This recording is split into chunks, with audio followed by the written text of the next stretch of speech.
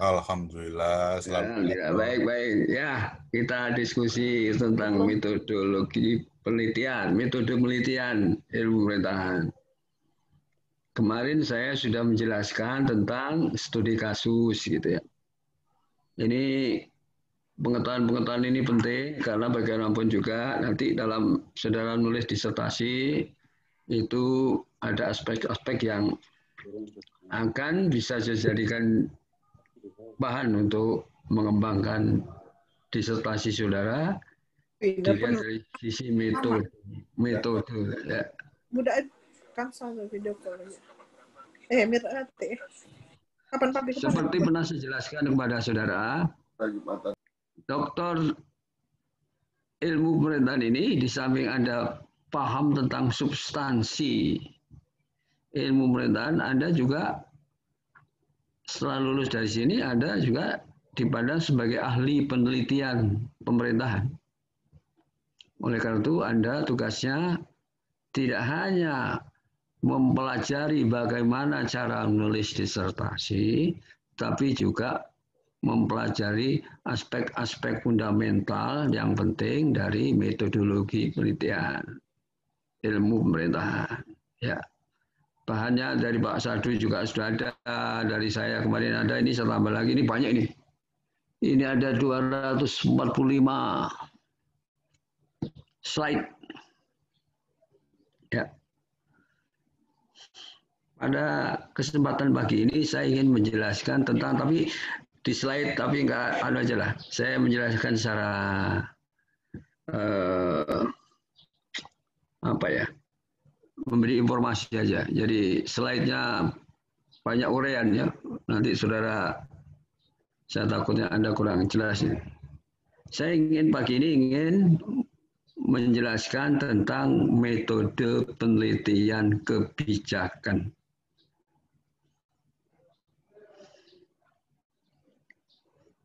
Dan saudara paham benar, produk yang besar dari pemerintahan itu adalah kebijakan. Ada dua pendapat di sini ya, nanti saudara juga akan menemui itu. Policy itu ditafsirkan di Indonesia ada dua, kebijakan dan kebijaksanaan. Nah, kebijaksanaan itu wisdom. Ya. Jadi artinya melakukan satu kebijakan dengan pemikiran-pemikiran yang sangat mendalam. Kebijakan yang berupa arahan pedoman yang dikeluarkan pemerintah untuk tujuan tertentu itu disebut dengan kebijakan. Jadi policy itu ada dua maknanya, kebijakan dan kebijaksanaan. Prof. Ermaya dia termasuk penganut kebijaksanaan. Jadi kalau ada bimbingan Prof. Ermaya menulis implementasi kebijakan, itu nanti oleh beliau diarahkan menjadi implementasi kebijaksanaan.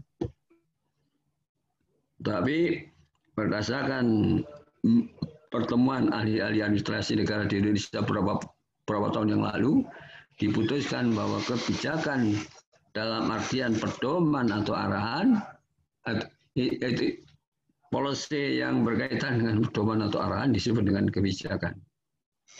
Nah, yang saya jelaskan di sini, penelitian kebijakan adalah penelitian yang berkaitan dengan kebijakan atau aturan-aturan atau norma-norma atau ketentuan-ketentuan seperti itu. Ya. Nanti saudara di semester 2 ada mata kuliah kebijakan publik. Tapi di sini karena penelitian dan ada juga dan kebanyakan saudara menulis tentang kebijakan, maka ada baiknya kita diskusi tentang metode penelitian kebijakan pemerintah.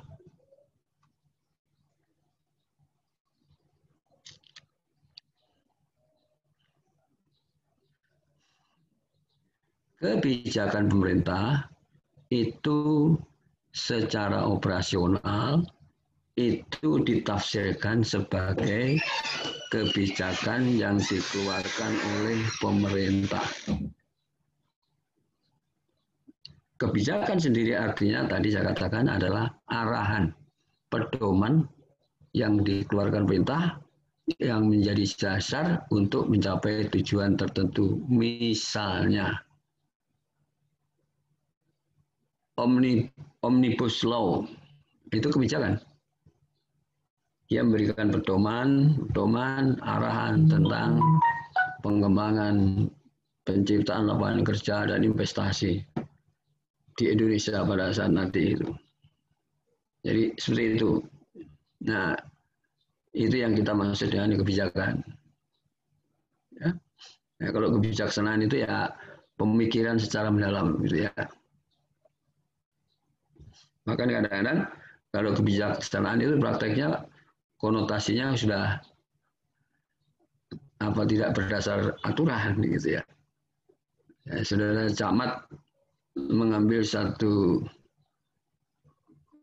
kebijaksanaan untuk membantu anak buah saudara untuk pulang kampung, itu disebut dengan kebijaksanaan, bukan kebijakan. Kalau kebijakan basisnya adalah aturan. Ya, seperti itu. Ada yang berpendapat itu. Tapi ini adalah jadi yang kita diskusikan pada ini adalah kebijakan yang berkait dengan aturan-aturan yang dikeluarkan oleh pemerintah.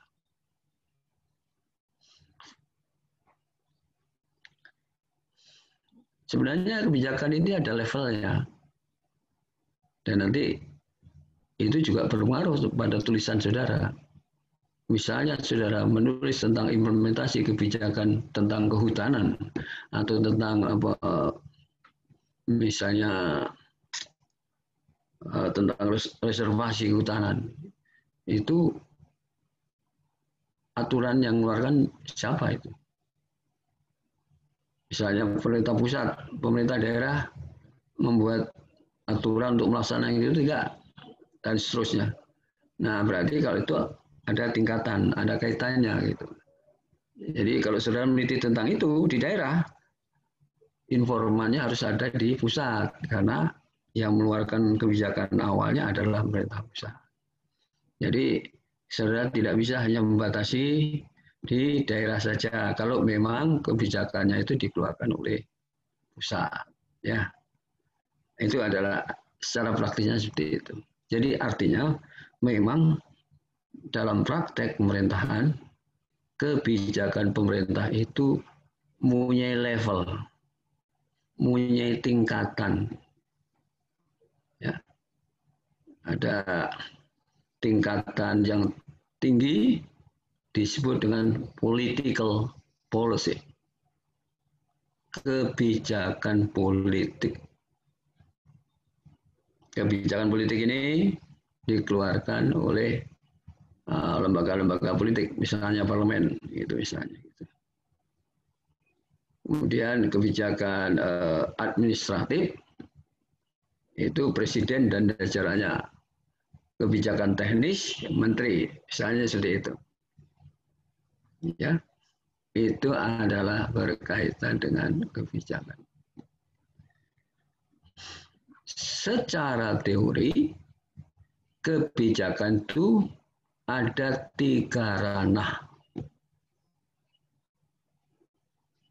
Dan ini masing-masing ranah bisa dijadikan sasaran penelitian kebijakan. Ranah yang pertama adalah perumusan kebijakan. Itu yang disebut dengan tahap awal, tahap pertama. Gitu. Sedangkan yang kedua adalah tahap pelaksanaan atau disebut dengan implementasi kebijakan. Nanti saudara ini dapat ya mata kuliahnya, tapi ini saya membahas kebijakan dalam kaitannya dengan penelitian kebijakan karena banyak saudara yang menulis tentang itu. Ya, yang ketiga adalah evaluasi kebijakan. Jadi paling nggak ada 3 itu. Tapi kalau ada tahap berikutnya ada 1 tahap disebut dengan terminasi kebijakan. Jadi kebijakan ditetapkan, dirumuskan, ditetapkan, dilaksanakan, dievaluasi, kemudian dinilai bisa lanjut, bisa ditunda dengan perbaikan atau dibatalkan setelah evaluasi. Ya, nah, itu adalah tahapan kebijakan.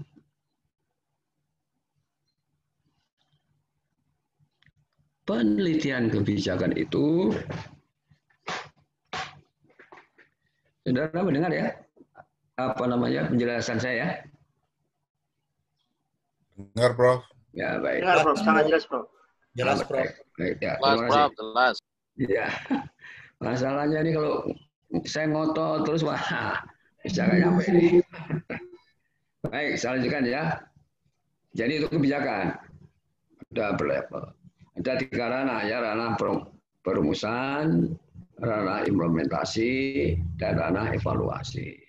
Masing-masing bisa dijadikan objek sasaran penelitian, termasuk dalam penulisan disertasi. Ya.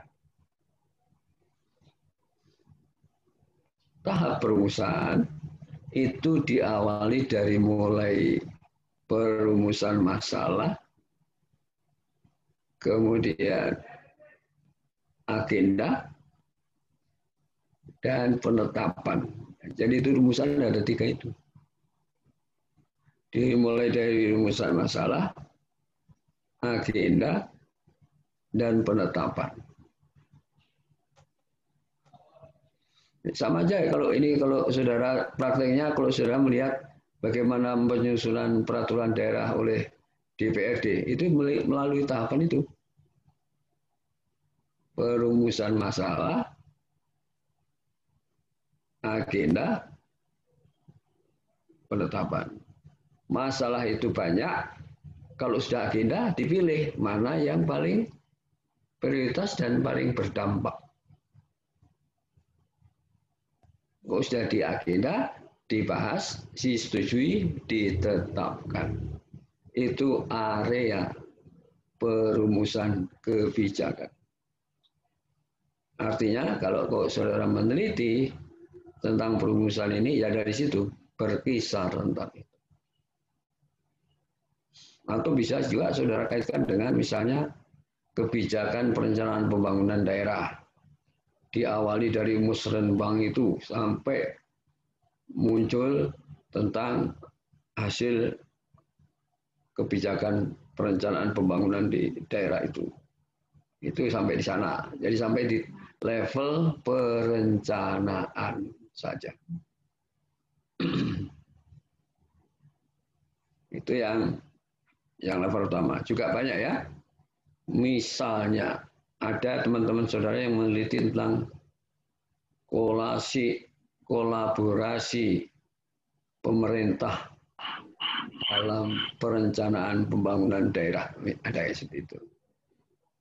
Jadi kalau sudah perencanaan pembangunan daerah, itu tahap perumusan kebijakan. Jadi batasannya sampai tahap perencanaan saja. Tidak sampai ke implementasi. Ya. Tahap kedua disebut dengan tahap implementasi. Nah, implementasi ini pelaksanaan. Jadi setelah ditetapkan kebijakan itu dilaksanakan. Nah, kalau pelaksanaan berarti saudara penelitiannya bisa berkaitan dengan pelaksanaan kebijakan atau sering juga disebut dengan implementasi kebijakan. Yang banyak sekali tulisan tentang implementasi kebijakan. Kalau saudara meneliti sesuatu tentang misalnya berkaitan dengan manajemen sumber daya, ya, misalnya saudara meneliti tentang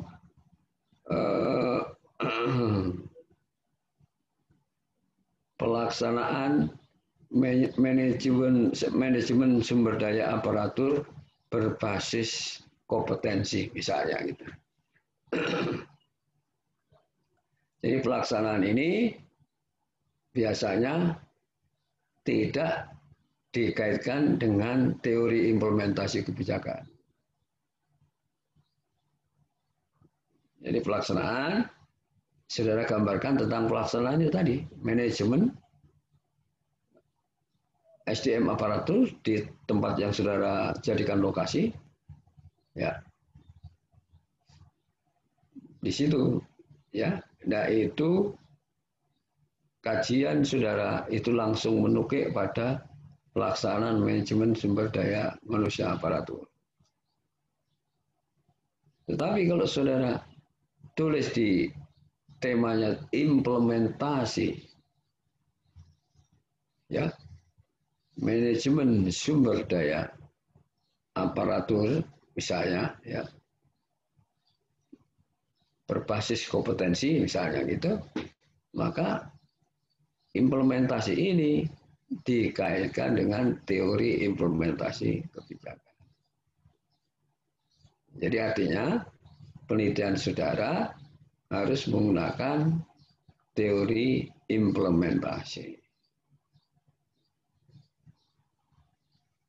Kalau judulnya pelaksanaan manajemen sumber daya manusia berbasis kompetensi, saudara langsung menukik ke pelaksanaan manajemen sumber daya manusianya. Teori-teorinya berkaitan dengan manajemen sumber daya manusia. Seperti itu. Ya. Jadi kalau ada kata implementasi, saudara harus menggunakan teori implementasi kebijakan. Buku-buku tentang implementasi kebijakan itu rata-rata sudah lama.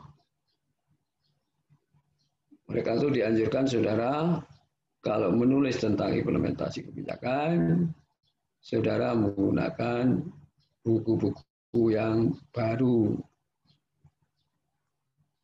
Ya, misalnya kalau yang buku-buku lama itu misalnya Josh Edward III misalnya, ya. Donald Van Meter dan Van Horn itu lama-lama itu. Grindel, ya. James Anderson, buku lama itu.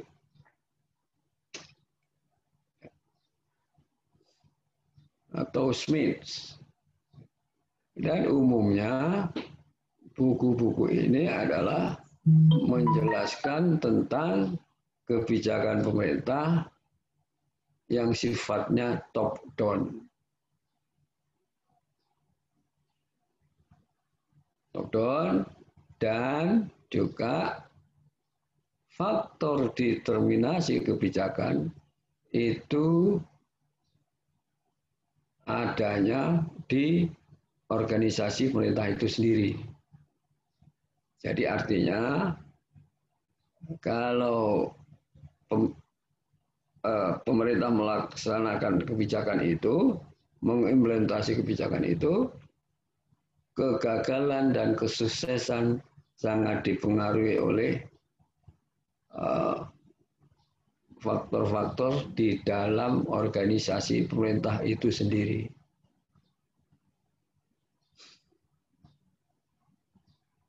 Nah, oleh karena itu saudara harus bijak dalam memilih teori tentang implementasi itu untuk dijadikan teori rujukan dalam mengembangkan disertasi saudara.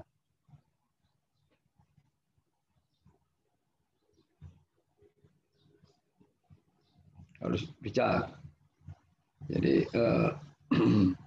kalau satu implementasi kebijakan ternyata dalam pelaksanaannya itu keberhasilannya tidak hanya ditentukan oleh faktor organisasi pemerintah sendiri, tapi ditentukan juga oleh masyarakat, maka saudara harus menggunakan teori implementasi kebijakan yang faktor determinannya itu ada di pemerintah dan ada di masyarakat. Jadi ada yang di suprastruktur politik dan ada di infrastruktur politik. Ini saudara harus pahami itu ya. Jadi oleh karena itu seringkali teori yang dijadikan dasar rujukan itu tidak terlalu pas untuk mengkaji permasalahan-permasalahan tertentu. Karena kadang-kadang permasalahan seperti tadi ya.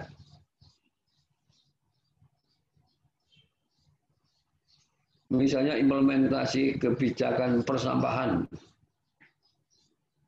Itu kan keberhasilannya kan sangat tergantung pada pemerintah atau tim-tim atau unit-unit organisasi yang dibentuk untuk mengelola sampah dan masyarakat yang membuang sampah. Nah, kalau seperti ini, maka teori implementasi kebijakannya harus yang top down dan bottom up. Yang dari atas dan dari bawah. Gitu ya. Yang perlu jadikan ini saudara perlu perhatikan. Ya. Dan juga ini masih berkaitan dengan implementasi ini. Baik, sebelum saya lanjutkan, ada pertanyaan sebelum dilanjutkan tentang implementasi kebijakan? Silakan sebelum saya lanjutkan.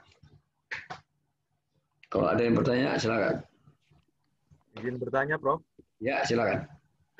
Saya Aji, Prof, dari KS. Ya. Kalau untuk penelitian tentang implementasi, apakah ada kurun waktu minimal untuk dapat dijadikan objek penelitian, Prof? Terima kasih. Ya. Jadi begini, biasanya di dalam penelitian itu disepakati. Memang yang diteliti itu adalah fenomena yang biasanya yang sudah selesai.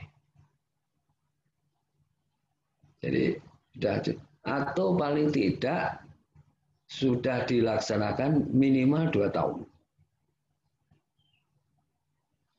Jadi sudah dilaksanakan 2 tahun. Mengapa 2 tahun? Karena kurun waktu itu sudah banyak permasalahan-permasalahan yang bisa dilihat. Ya, jadi kesepakatannya seperti itu. Jadi paling nggak 2 tahun gitu. Kalau baru setahun belum, ya 2 tahun aja kadang-kadang peraturan pelaksanaannya belum dibuat. Undang-undang tentang ASN itu sampai sekarang ya masih PP-nya belum dibuat. Undang-undang 23 juga demikian sama.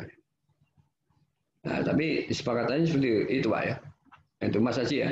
Jadi 2 tahun, paling enggak. Oke. Tapi begini Mas Haji, ada yang ingin meneliti tentang partisipasi politik masyarakat di penelitian di pilkada serentak. Itu kan belum. Itu bisa dimungkinkan juga ya, karena sekarang walaupun belum votingnya kan sekarang sudah mulai, itu bisa juga seperti itu, bisa.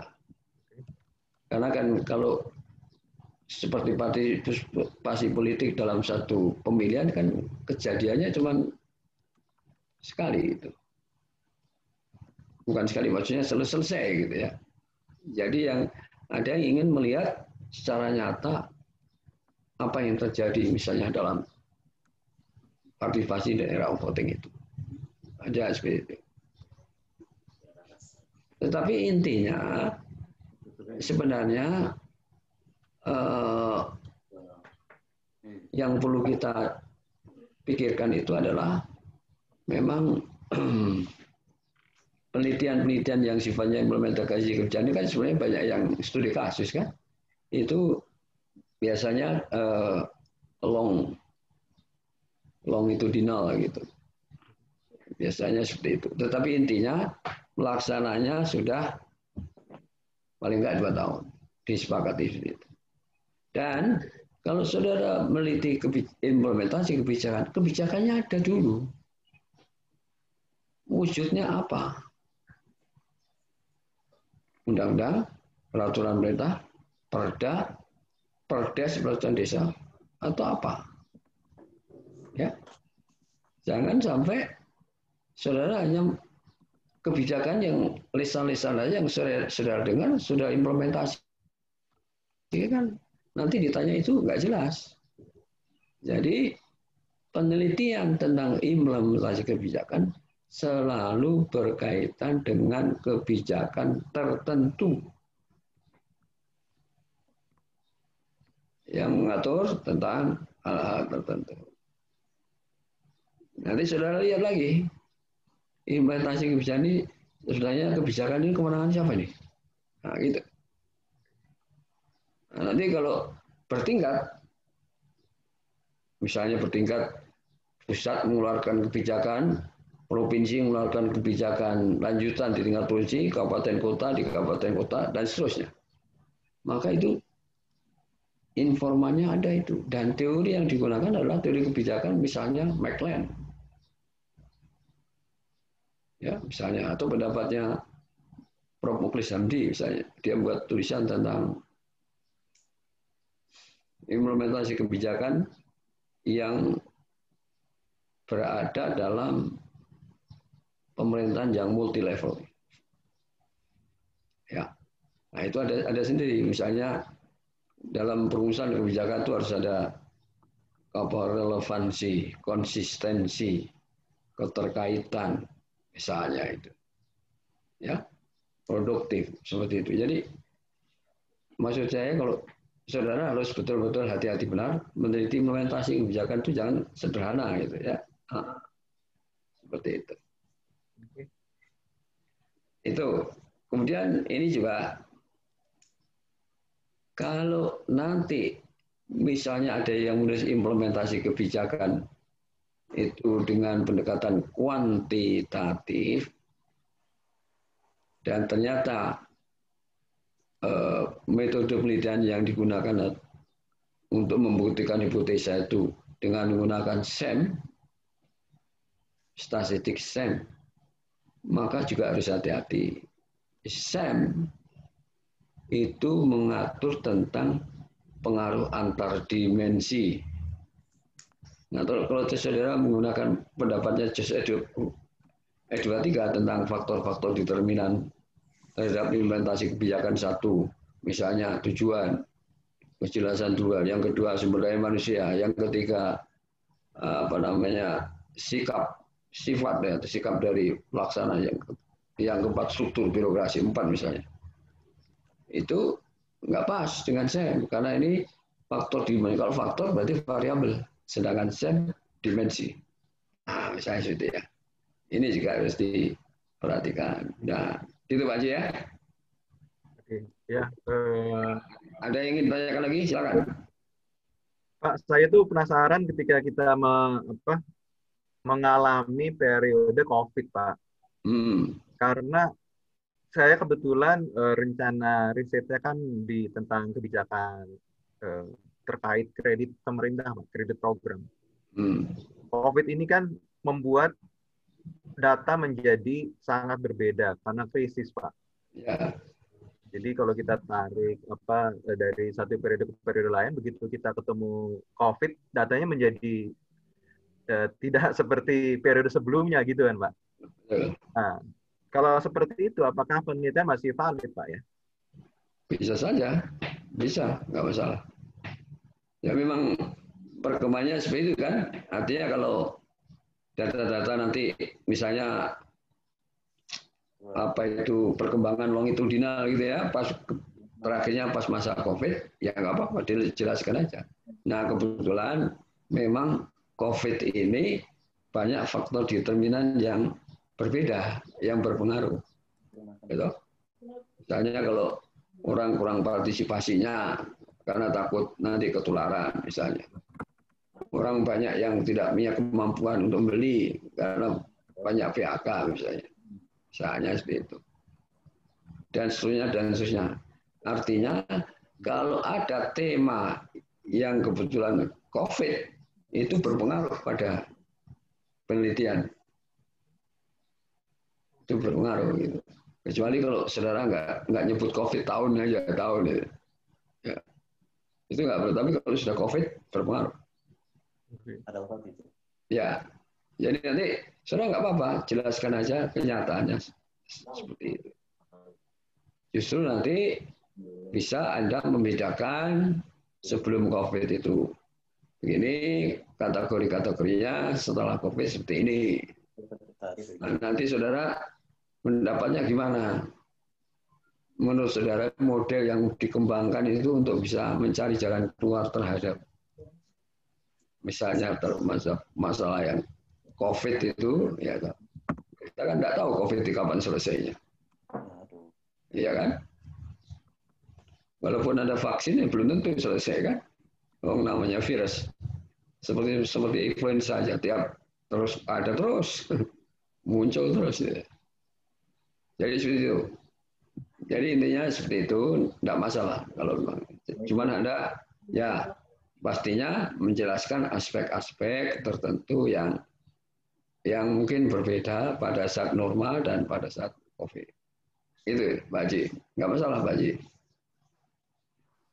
Oke. Baik, Pak Aris. Terima kasih. Ya. Ada yang lain? Prof. Arif, izin. Ya, siap. Melanjutkan pertanyaan Pak Haji tadi, Pak Prof. Ya. Jadi untuk pandemi COVID-nya itu kita masukkan sebagai faktor atau determinan ya, Prof? Nah begini.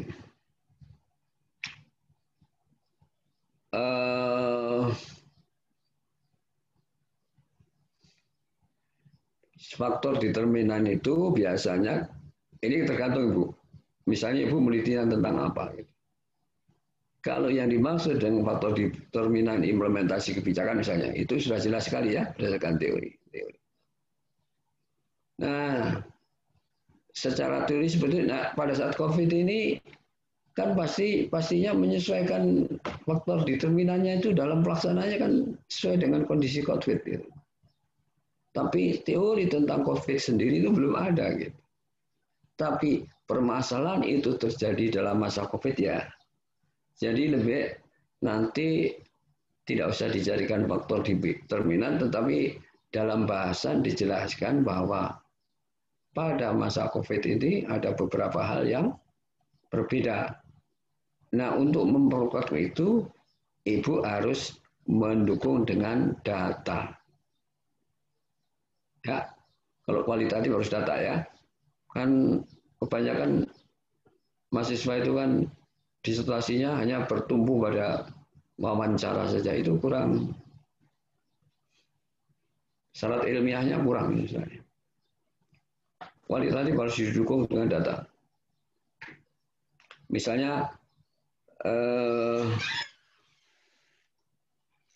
di dalam tema misalnya nanti misalnya katakanlah izin Prof berbagi sedikit tentang disertasi yang akan saya ambil itu kan jadi pemberdayaan masyarakat dalam rangka peningkatan indeks keluarga sehat.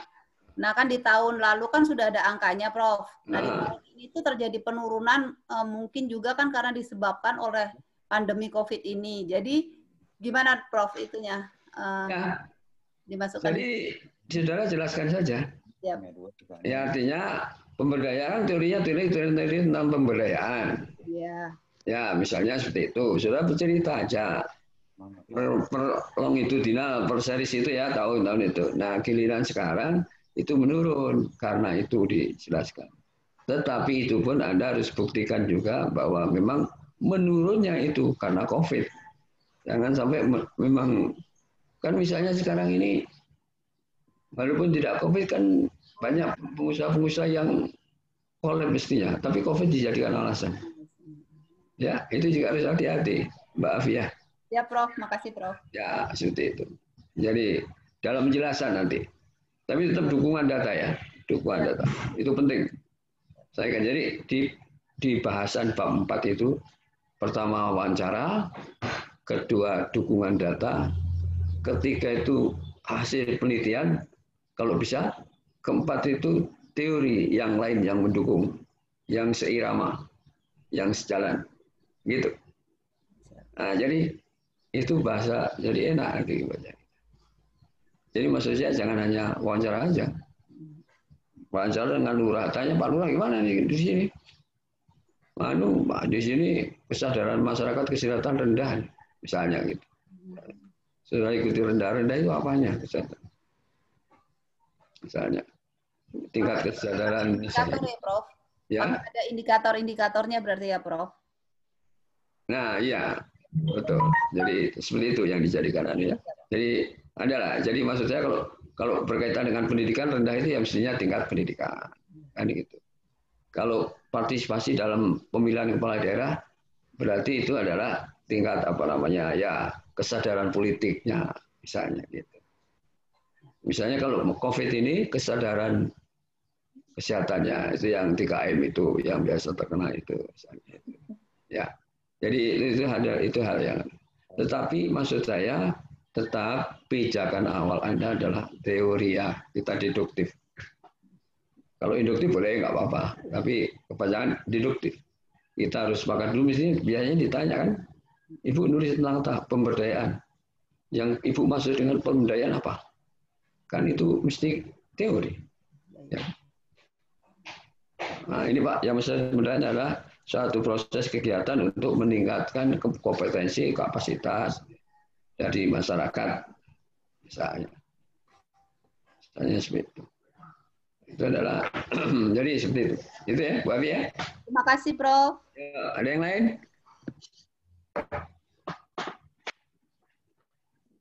Kalau nggak ada masih saya lanjutkan ya. Itu tadi kita berbicara tentang implementasi kebijakan. Jadi itu tadi ya. Jadi teorinya berbeda. Dengan perumusan kebijakan berbeda teorinya. Yang ketiga adalah evaluasi kebijakan.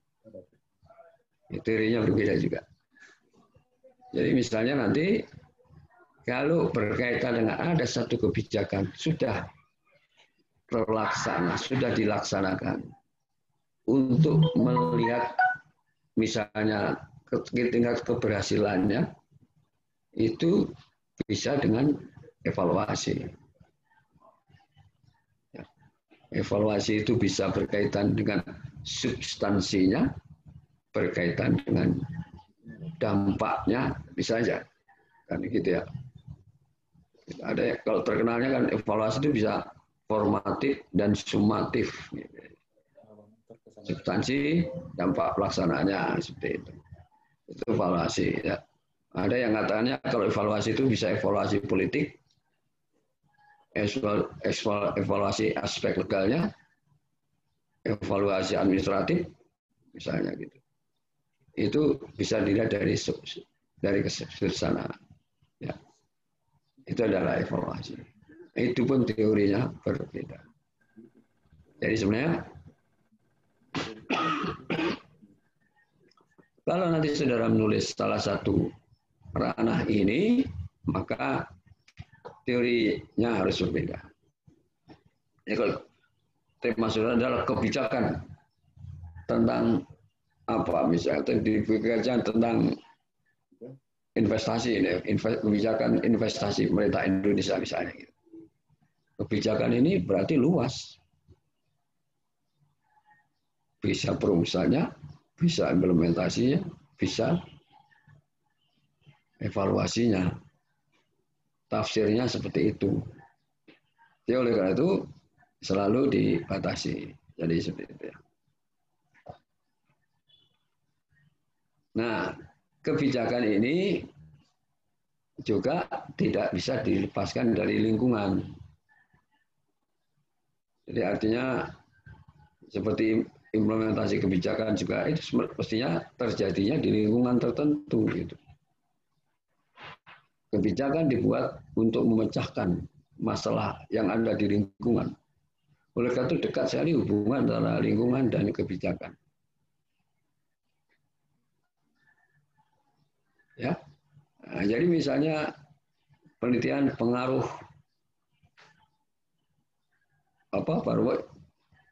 pengaruh politik, sosial, ekonomi terhadap implementasi kebijakan pembangunan daerah.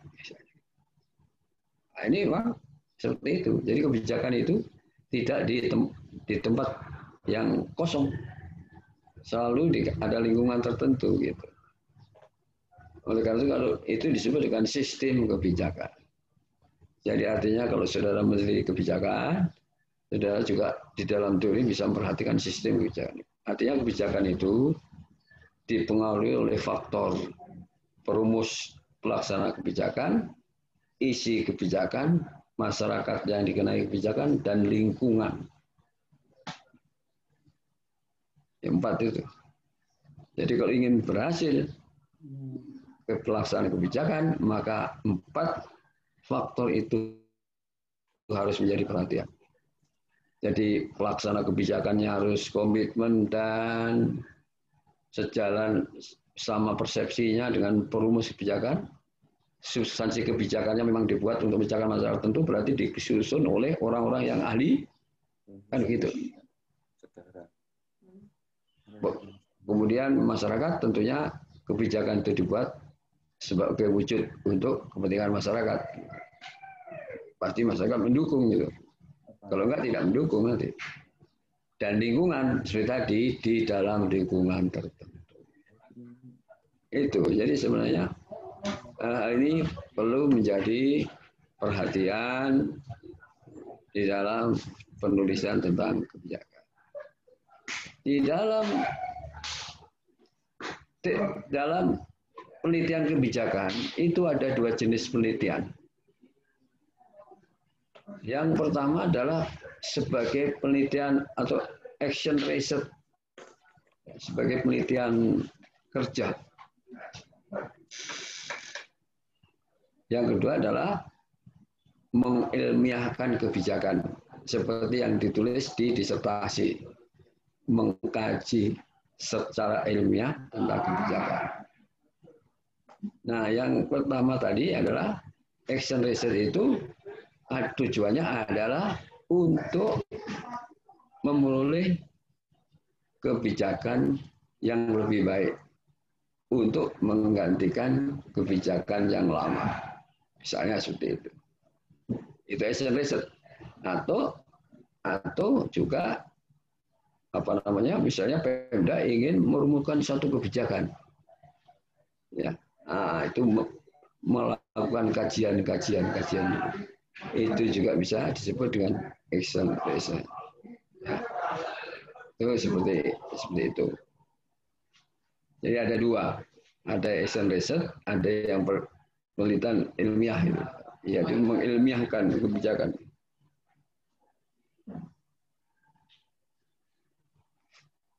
Nah, yang saudara buat di disertasi itu adalah penelitian yang ilmiah. Ya. Jadi bukan untuk menghasilkan satu kebijakan. Nah, ya. Buku-buku tentang kebijakan juga sama. Itu ada 2. Yang satu tentang perumusan kebijakan. Jadi buku-buku tentang perumusan kebijakan, ya, mulai dari perencanaan, implementasi sampai evaluasi. Yang satu analisa kebijakan. Analisa kebijakan kajiannya itu tadi untuk memperoleh kebijakan yang lebih baik untuk memecahkan masalah sosial tertentu di lapangan.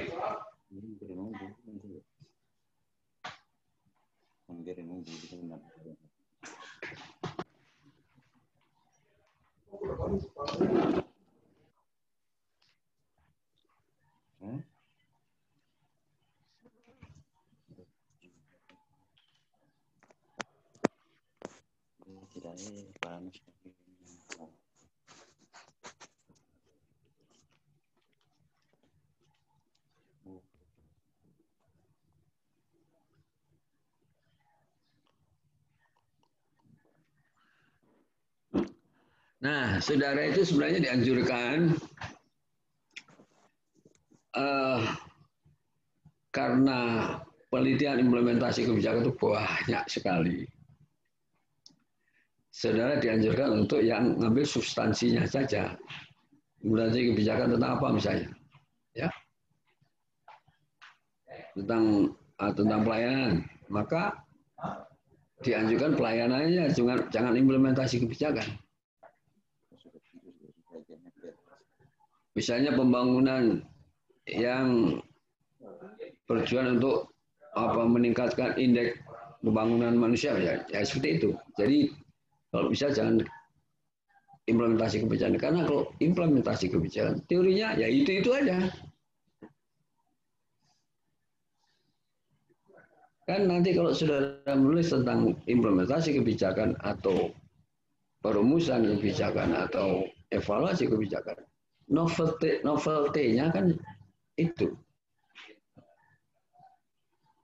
Kalau pemberdayaan, maka novelty-nya model pemberdayaan masyarakat ke depan.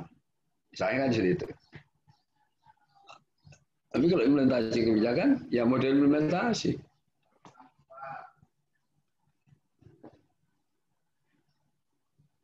Ya, kan nanti di akhir penelitian saudara kan saudara dituntut untuk ada novelty, ada temuan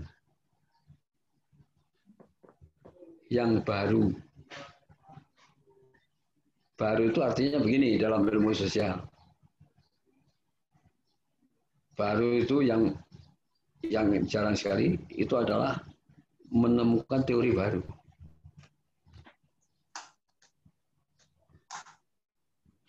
Itu, tapi itu sulit. Yang kedua adalah mengembangkan teori yang ada. Ya, mengembangkan konsep baru, mengembangkan teori yang ada, itu seperti itu. Yang ketiga, mendukung teori yang ada. Oleh karena itu, biasanya termasuk dalam penelitian kebijakan, itu dalam bahasanya saudara mesti harus membuat implikasi teoritis. Sebelum model, itu ada implikasi teoritis.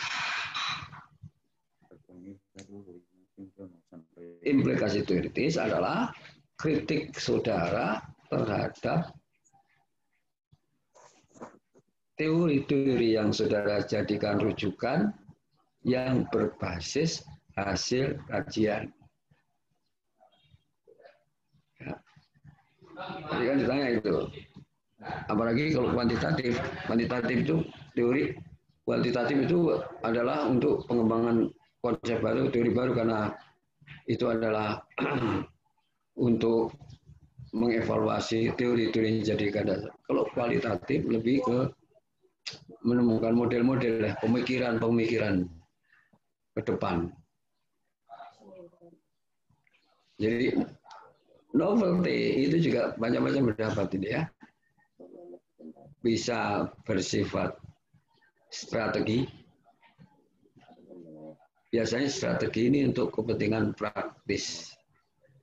Ya lebih intensif dari upaya lah strategi. Jadi strategi itu masukan-masukan atau ya saran-saran yang diberikan untuk memecahkan masalah-masalah dalam praktek di lapangan. Seperti itu. Itu biasanya strategi. Ada juga yang kalau di kuantitatif itu pengembangan konsep atau konsep baru. Konsep baru sebenarnya pengembangan konsep yang ada. Karena kuantitatif adalah membuktikan teori. Hipotesa dibangun berdasarkan teori, hasil pembuktian hipotesa itu adalah pengembangan satu konsep baru yang didasarkan pada hitungan-hitungan statistik yang dominan di antara hubungan-hubungan antar dimensi kalau berdasarkan sel misalnya.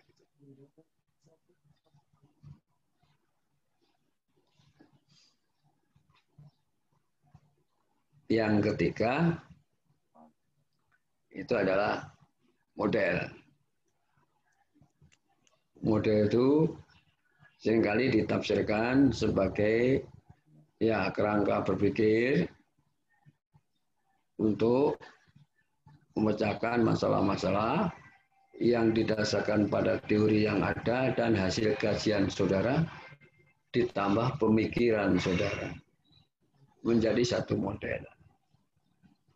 Ya. Nah itu seperti itu. Jadi nanti disertasi saudara itu ada 3 itu. Ya, paling nggak yang dihasilkan. Bisa pengembangan konsep atau konsep baru, bisa strategi, bisa model. Kalau saudara ada upaya, boleh aja. Upaya itu hampir sama dengan strategi. Tapi kalau strategi itu lebih, apa ya? Strategi lebih luas sedikit daripada upaya-upaya ini. Jadi strategi terdiri dari beberapa upaya. Misalnya pemecahan masalah pelayanan itu strategi pertama adalah strategi pengembangan organisasi misalnya gitu. Nah, upayanya adalah mengembangkan struktur misalnya yaitu menambah kewenangan misalnya. Seperti itu. Ya. Memperjelas hubungan antar unit organisasi seperti itu. Nah, jadi upaya itu saya ulangi, upaya itu bagian dari strategi, katanya seperti itu. Nah, kalau saudara bisa membuat strategi, memang saudara bisa juga membuat model gitu ya. Ada 2 strategi untuk memecahkan praktis, model pemikiran ke depan. Gitu. Karena hasil saudara kan nanti dibayangkan bisa dipakai oleh yang lain.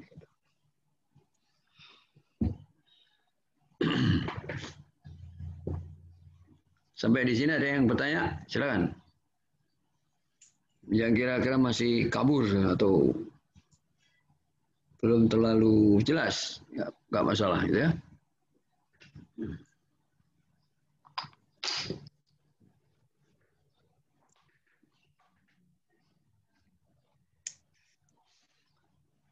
Nah, berkaitan dengan model ini ada 2. Model yang deskriptif dan model yang skematik.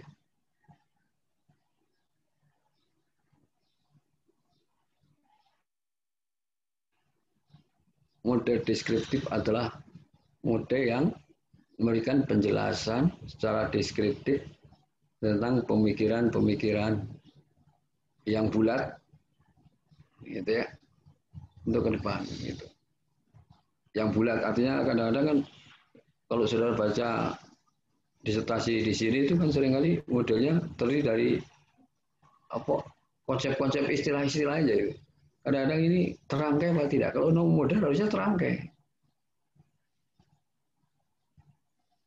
Ya, terangkai. Dan bagaimana tahapan penerapannya ke depan. Misalnya seperti itu.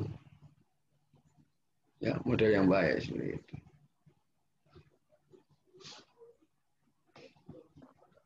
Nah, deskriptif bisa itu juga ditambah yang skematik, dibuat skema. Jadi untuk membuat penjelasan tentang posisi pemikiran-pemikiran yang saudara buat dikaitkan dengan teori yang saudara jadikan rujukan dan gimana akhir dari atau katakanlah tahapan untuk arah sana. Itu biasanya model seperti itu. Nah, penelitian implementasi kebijakan juga seperti itu. Umumnya, penelitian tentang implementasi kebijakan itu modelnya itu biasanya menambah dimensi atau indikator dari teori implementasi kebijakan yang dijadikan rujukan, ya. Atau ada satu faktor di luar teori yang dijadikan rujukan itu yang sangat berpengaruh pada implementasi kebijakan tertentu di daerah tertentu, biasanya seperti itu, ya. Implementasi kebijakan itu. Artinya modelnya seperti itu. Jadi walaupun model baru, pengembangannya biasanya didasarkan pada model yang lama, teori dan hasil kajian. Ya. Seperti itu.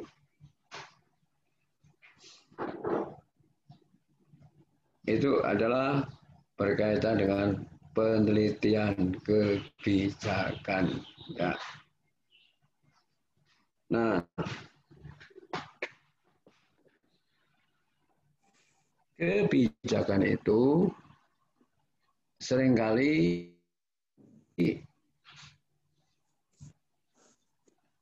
dalam kenyataannya tidak tunggal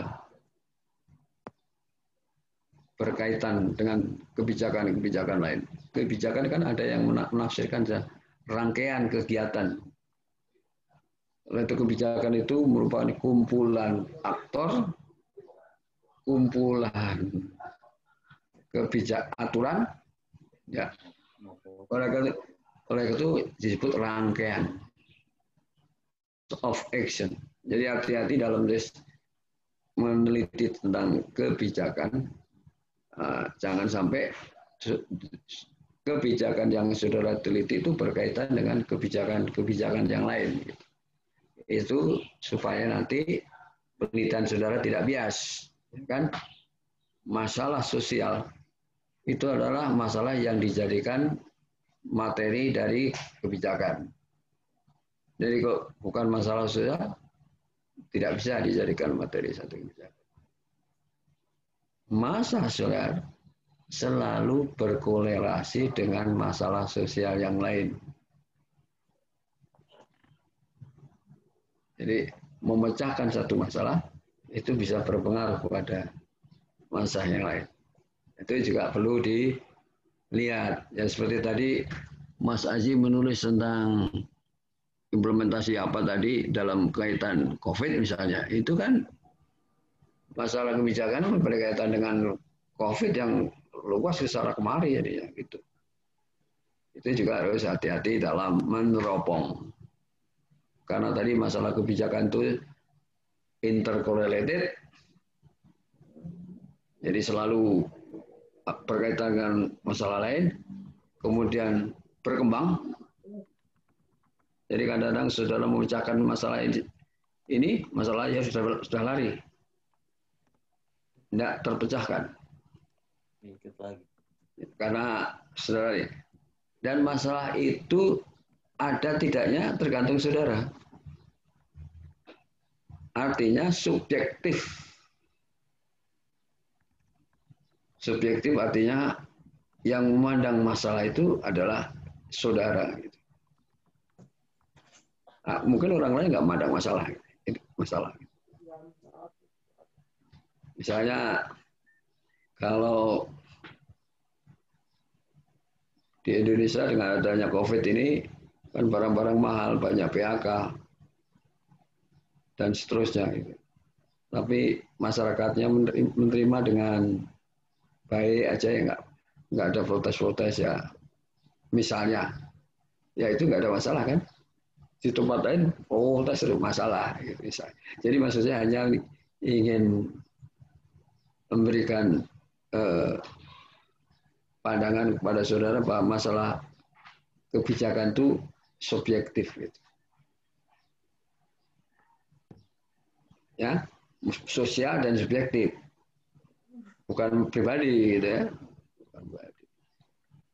Kalau tidak ada bensin di pom bensin di salah satu misalnya di Cilandak Timur, itu bukan masalah kebijakan. Tapi kalau nggak ada bensin di seluruh DKI Jakarta ini baru itu masalah kebijakan. Itu ya. Itu. Nanti tinggal tergantung aja. Saudara akan meneliti dari sisi kolaborasi pemerintah, berarti kolaboratif governance teorinya misalnya, bisa seperti itu. Atau bisa dilihat dari dynamic governance misalnya. Bisa itu teori-teori pemerintahan itu seperti itu. Sehingga nanti betul, jadi nanti apa yang saudara tulis itu bisa benar-benar menghasilkan sesuatu yang ya. Saya itu bukan kadang-kadang bukan nggak boleh ya, boleh, cuman ada yang menulis analisa pelayanan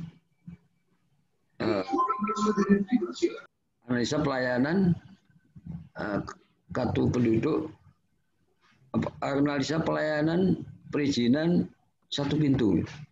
Itu kan yang nulis sudah ribuan kali itu. Ya. Dari S1 sampai S3 gitu. Seperti itu. Itu maksudnya itu. Nah, kalau yang saudara tetap nulis itu berarti ada hal yang baru. Misalnya tentang masalah pengelolaan keuangan desa. Itu kan masalahnya kan itu aja gitu. Kan sudah banyak yang tahu gitu. Nah, kalau dia tetap nulis itu, pertanyaan saya adalah apa yang baru yang ditulisan saudara? Ini Pak, untuk keuangan desa diperlukan pengawasan keuangan yang khusus, yang tidak seperti pengawasan keuangan yang pemerintah. Karena desa adalah ada unsur masyarakatnya, misalnya. Nah, itu berarti baru. Nah, gitu.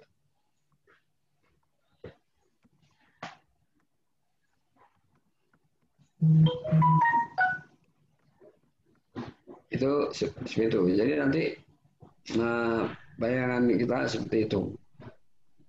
Mudah-mudahan saudara juga menemukan tema-tema yang, dan nanti kalau saudara ingin diskusi bisa diskusi dengan saya, bisa ya, anytime. Saya nanti kasih waktu ya toh. Saudara datang ke kampus, nanti kita diskusi tentang permasalahan yang saudara buat. Dan begini ya, masing-masing dosen atau guru besar itu mempunyai pandangan yang tidak sama. Karena memang latar belakangnya juga tidak sama. Walaupun nanti ada unsur kesamanya, tapi seperti itu. Maksud saya, nanti kadang-kadang kalau diskusi dengan dosen satu, dengan dosen lain, hasilnya tidak sama ya gitu. Nah, itu tergantung pada saudara. Saya lebih setuju dengan pendapat itu. Karena ini alasan argumentasi gitu. Gitu. Jadi untuk S3 apapun pendapatnya boleh saja, tapi ada argumentasi ilmiahnya. Kalau saudara menulis dengan pendekatan kuantitatif nggak terbukti hipotesanya, boleh, tapi ada alasan ilmiahnya. Mengapa tidak terbukti hipotesa? Nah, kalau kualitatif memang tidak ada hipotesa. Ada hipotesa kerja, tapi tidak wajib. Hipotesa kerja adalah hipotesa yang mengarahkan saudara supaya ke tujuan, tidak ke sana kemari. Karena kalau saudara hanya sekedar ingin memperbanyak halaman, ceritanya ke sana kemari, tapi tidak relevan. Tidak salah lagi. Ya. Yang bagus itu halamannya banyak, relevan, mendalam. Nah, itu ya. Itu. Jangan sampai yang memang harus diakui, memang menulis secara mendalam, luas, itu memerlukan kemampuan yang khusus, memerlukan pengetahuan yang mendalam. Ya. Dan itu dianjurkan kepada saudara. Seperti kemarin ini. Ya. Ada yang bertanya? Izin, Prof. Ya, silakan. Prof, ini dari tadi saya mendengar, Prof, penulisan disertasi itu semua berawal dari permasalahan yang ada, Prof. Bagaimana jika kita menulis melalui inovasi, Prof? Gimana pandangan? Terima kasih, Prof. Anda ingin menulis inovasi, gitu maksudnya? Saya ingin menulis tentang strategi, Prof. Gimana, Prof? Strategi? Nah, enggak, begini. Kan seperti kita ketahui sama-sama, kita itu menulis kan diawali dari permasalahannya. Kok saudara menulis strategi itu permasalahannya apa? Itu pertanyaan pertama. Jadi itu dulu apa sih? Kok sampai strategi itu masalahnya apa? Misalnya saya tanya sekarang Mas Arief, masalahnya apa? Saya izin, Prof. Misalnya tentang apa? Saya ingin menulis tentang strategi peningkatan ekonomi rakyat melalui pendaftaran merek dan indikasi geografis terhadap perlindungan, gitu, Prof. Strategi peningkatan ekonomi melalui perlindungan hak kekayaan intelektual, gitu, Prof. Ya. Nah, ini kan permasalahannya sekarang ini, tema fokus penelitiannya kan peningkatan melalui perlindungan kan? Fokusnya. Iya, Prof. Seperti itu kira-kira. Ya. Peningkatan ekonomi rakyat melalui perlindungan, apa tadi itu? Hak kekayaan intelektual. Nah, ini memang, itu Anda harus bisa membuktikan bahwa sekarang itu tidak ada perlindungan terhadap itu, kekayaan intelektual itu. Awalnya ke sana. Kalau itu, karena kan begini, ini tema Mas Arief itu kan macam-macam, ini kan ada bisa karena strateginya itu berkaitan dengan peningkatan ekonomi, bisa, ya. Tapi juga strategi meningkatkan ilmu dalam kaitan dengan pelindungan intelektual itu. Sebenarnya fokusnya harus jelas dulu di sini. Perlu fokusnya pelindungan intelektual atau di peningkatan ekonomi. Kalau di kenyataannya saudara melihat ekonomi rakyat itu memang nggak meningkat, sebaiknya diarahkan ke strategi peningkatan ekonomi rakyat. Misalnya seperti itu. Tapi kalau arahnya ke pelindungan hak intelektual, nah saudara terkait tadi ya, jadi tema fokusnya adalah pelindungan intelektual itu. Ini begini maksud saya. Itu penting nanti untuk mencari teori rujukan. Teorinya itu apa? Gitu loh. Ya. Ini kalau nggak jelas fokusnya, teorinya sulit. Jadi harus jelas dulu fokusnya. Jangan, maksud saya kalau bisa. Jangan saudara terlalu dipengaruhi oleh tema-tema yang tema itu tapi rumit nanti dalam implementasi penulisannya dan penelitiannya. Itu. Ya, itu. Karena begitu saudara tulis di judul di tema, itu harus saudara teliti. Peningkatan ekonomi rakyat meningkat atau tidak, kemudian perlindungan terhadap intelektual gimana gitu. Ya. Karena kalau perlindungan intelektual ini kan ranahnya ranah hukum ini kan. Apa namanya itu yang hak paten dan seterusnya itu. Iya, Prof. Misalnya seperti itu. Nah, ya itu. Seperti itu. Itu kita harus satu itu, yang kedua, bahasan katakanlah intelektual dan sebagainya boleh saja, tapi tetap harus dikaitkan dengan masyarakat. Karena ilmu pemerintahan tujuan akhirnya adalah masyarakat. Maksud saya jangan sampai saudara hanya mengutak-atik aspek hukumnya saja gitu ya. Hukum dalam arti sosial, kira-kira begitu ya. Karena ada bahasan dampak hukum dalam arti sosial, dampaknya kepada masyarakat. Jadi itu harus dianu dulu, harus dipikir yang baik. Anda itu sebenarnya arahnya strategi untuk peningkatan perekonomian rakyat, walaupun nanti dalam strategi itu salah satunya adalah melindungi hak intelektual itu bisa juga seperti itu. Jadi sekarang perekonomian rakyat tidak baik lah. Saudara punya strategi apa? Bisa. Nah, tapi kalau nanti arahnya ke pelindungan itu langsung aja.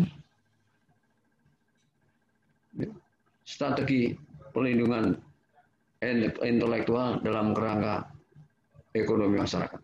Misalnya gitu. Jadi temanya dibalik ke strategi pelindungan fokusnya.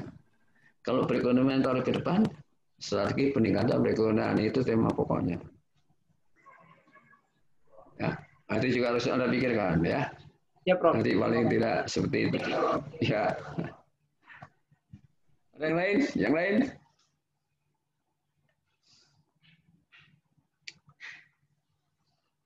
Itulah berkaitan dengan kembali lagi berkaitan dengan kebijakan. Jadi maksud saya penelitian kebijakan ini banyak sekali yang nulis dan ini anjurannya, tapi terserah aja sih. Anjurannya lebih saya ke substantif saja supaya nanti lebih beri warna. Misalnya kalau teori implementasi kebijakan kan itu aja, Grindel, Van Meter, Jos E23, Smith, gitu aja. Nggak kemana-mana. Udah,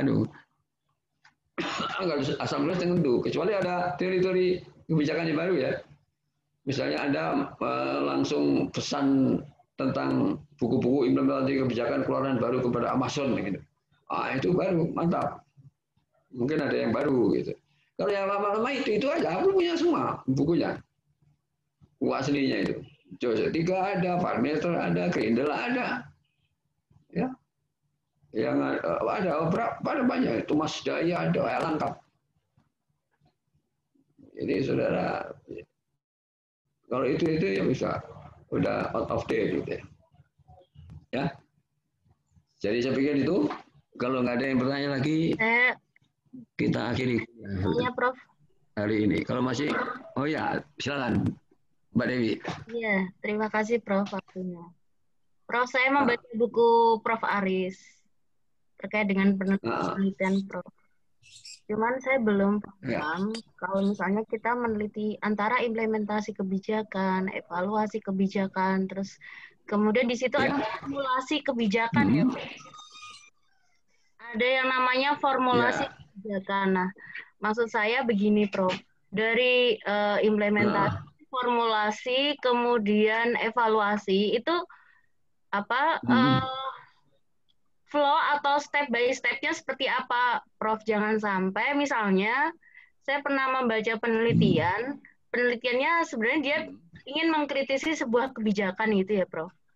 Dia mengambil itu implementasi kebijakan. Nah, dari implementasi itu karena implementasinya dianggap gagal, baru dia mengajukan sebuah rekomendasi bahwa peraturan tersebut harus dirubah gitu, Prof. Nah, kalau evaluasi sendiri kan sebenarnya hampir sama ya, Prof. Misalnya kita pengen mengevaluasi, ada kebijakan yang setelah kita melakukan evaluasi itu perlu ada perubahan gitu. Nah, mohon arahannya, Prof. Mungkin apa perbedaan ketiganya? Terima kasih, Prof. Ya, memang sebenarnya kalau seperti tadi saya katakan, ini yang namanya proses kebijakan itu ada tiga tahapan itu ya.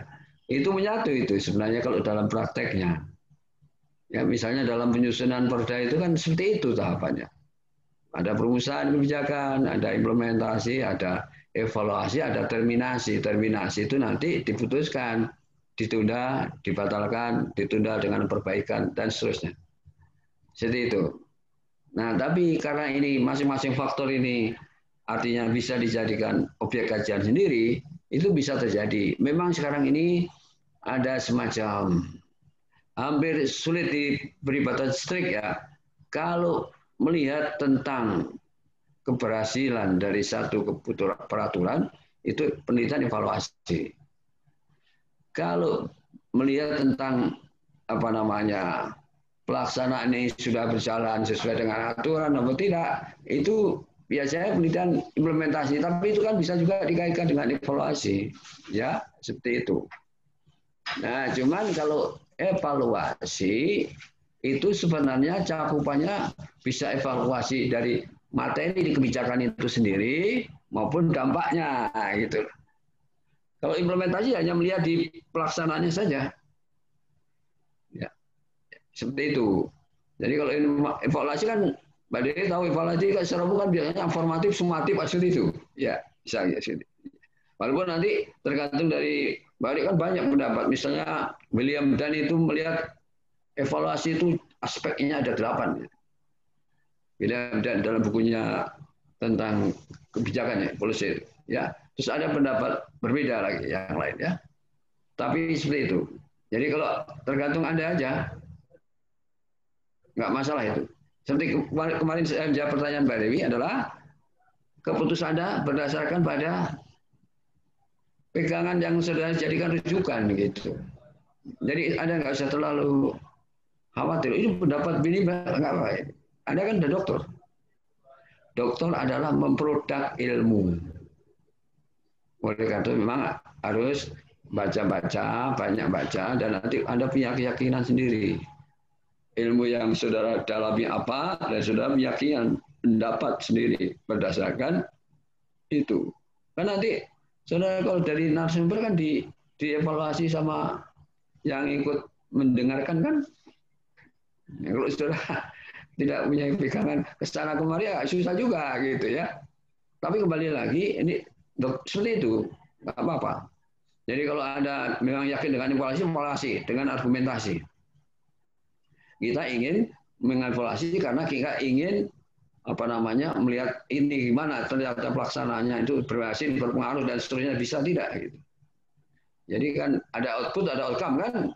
Jadi outcome-nya gimana itu? Nah, itu evaluasi.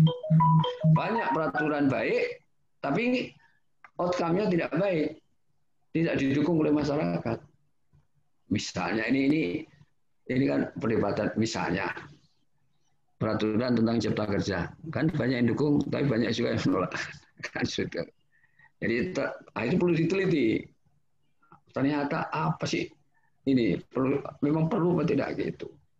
Jadi ilmiah gitu maksud saya ya. Tapi kalau implementasi itu hanya melihat bagaimana pelaksanaannya aja ya. Kan ada bahkan evaluasi itu kan ada 3 kan.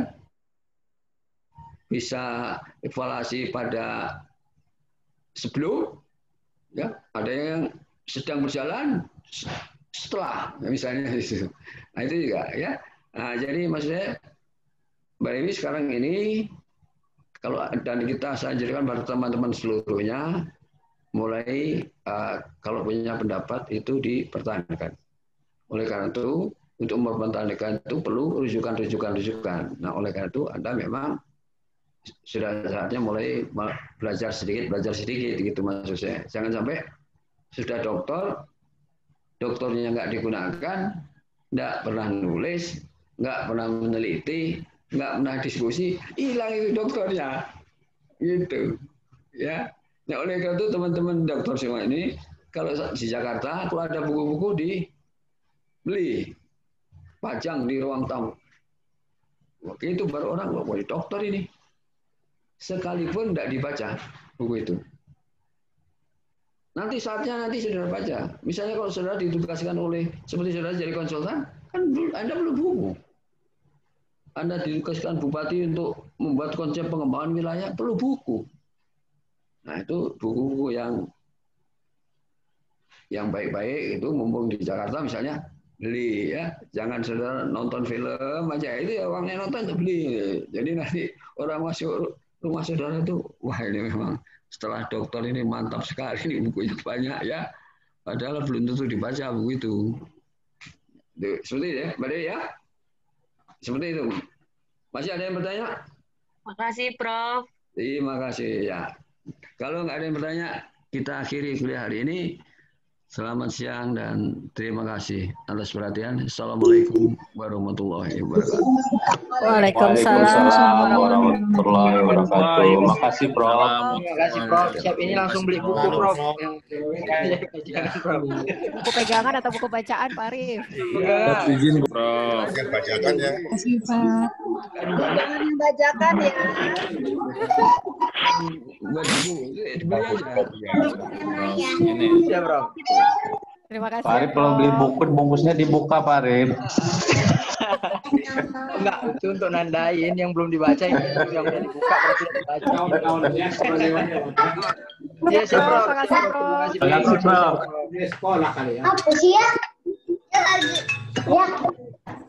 Ya. Kenapa? Kita jumpa jam 13. 13. Oke. Live dulu ya Pak Arif. Assalamualaikum. Izin live Bapak Ibu. Salam. Kayaknya pakai Zoom ya. Assalamualaikum warahmatullahi wabarakatuh. Waalaikumsalam.